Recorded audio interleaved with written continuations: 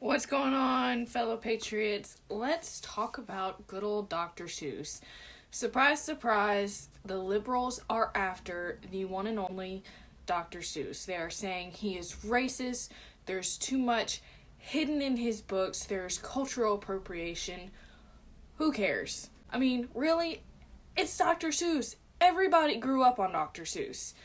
They were some of my favorite books as a kid, and to this day, at almost 19 years old, the Dr. Seuss sleep book will still put me to sleep before I even finish it. And that's when I remember to read it, when I can't sleep. But I'm almost 19, and I still read Dr. Seuss to help me fall asleep at night. I mean, really? We're going to cancel him? And it's kind of ironic because Dr. Seuss himself was a liberal, but they're just going to slide that fact aside. I mean, out of all the things we're going to come after him for, it's seriously going to be about racism?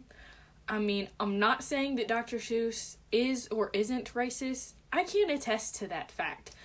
But after spending most of my childhood reading Dr. Seuss, after reading Dr. Seuss to many children, I fail to see the racism that is apparently apparent in the books. I guess that, all these liberals would just say that's because I'm a white supremacist, but that's beside the fact. I believe on the list of racist Dr. Seuss books we have Cat in the Hat, I believe, is on here. I don't know. I was never really a fan of Cat in the Hat. Kind of creeped me out, especially the movies.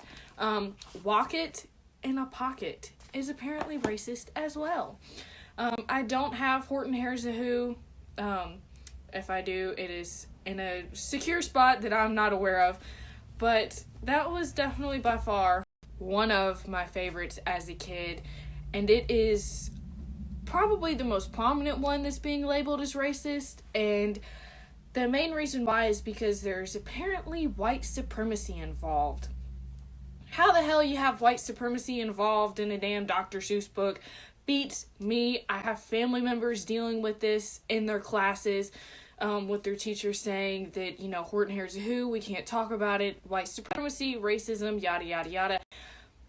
It's been a while since I've read it, but I highly doubt there's any white supremacy involved in that book. The only way that I can see there being racism is if we stretch this whole elephant thing. He was an elephant, and elephants are usually the prominent imagery used by the conservative movement.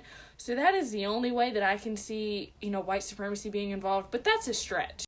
I know If I Ran the Zoo is currently under fire as well. I also do not have that one with me, unfortunately, so I can't flip through it and look and say that what they're saying is BS, but part of me kind of wonders if this whole Dr. Seuss thing is being spurred up by the fact that in 2016, a Cambridgeport elementary school librarian refused a donation from First Lady Melania Trump of a whole bunch of Dr. Seuss books.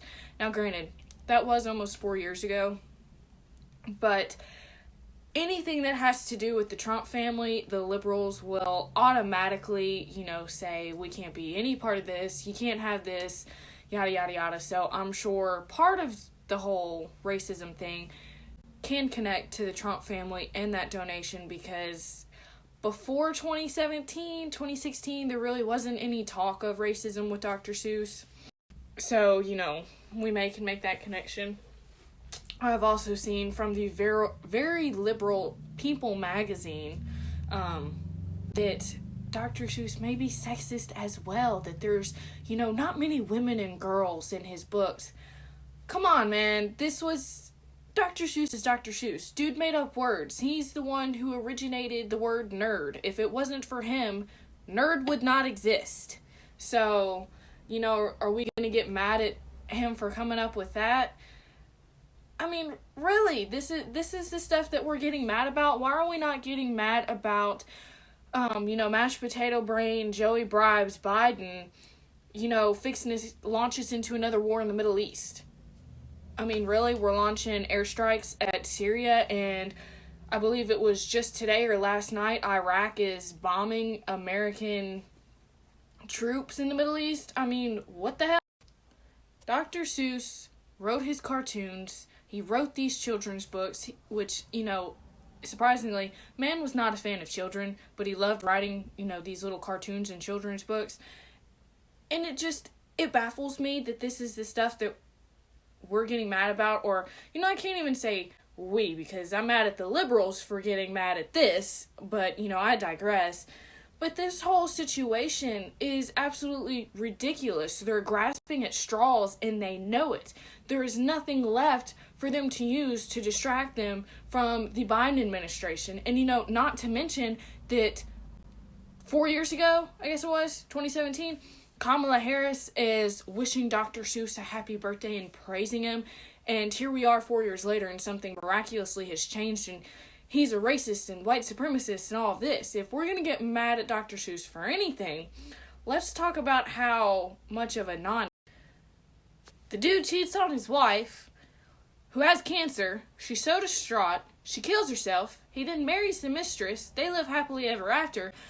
And not to mention, I wouldn't be surprised if the man was involved in some sort of pedophilia ring back then, because I have seen some very questionable quotes from him about children that are very sketchy, to say the least.